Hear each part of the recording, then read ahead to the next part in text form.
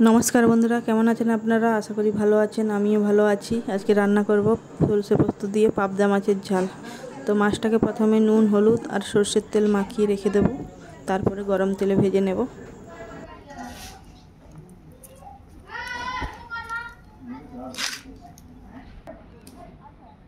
নুন, হলুদ,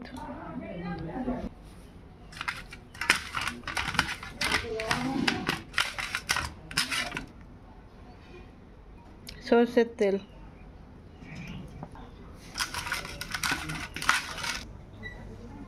কড়াইয়ের মধ্যে সরষের তেল দিয়ে দেবো।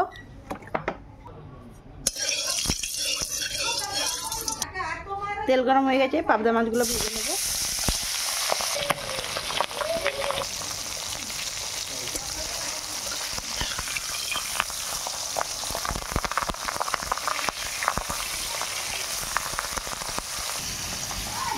মাছগুলো ভাজা হতে হতে মশলা করে নেব।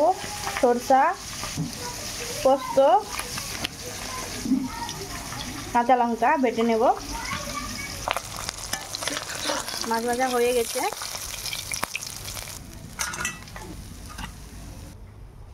বাকি মাছগুলোও ভেজে নেব।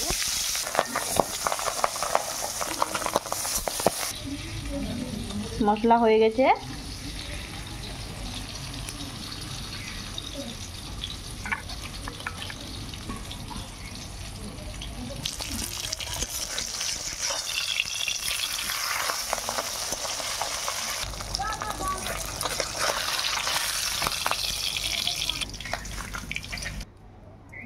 কালো জিরে, কাঁচা লঙ্কা, পেঁয়াজ কুচি,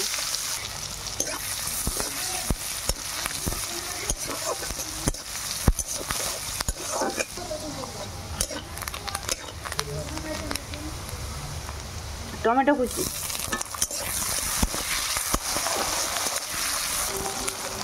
নুন, হলুদ,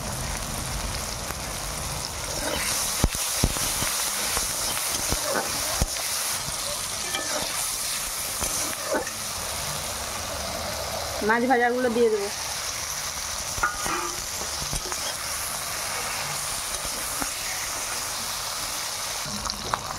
সরষে পোস্ত কাঁচা লঙ্কা বাটাটা দিয়ে দেবো।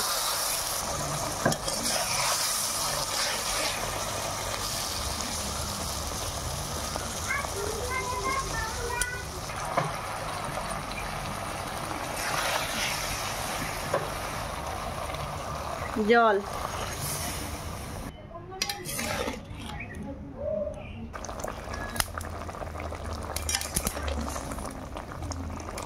ঝোল ফুটে গেছে,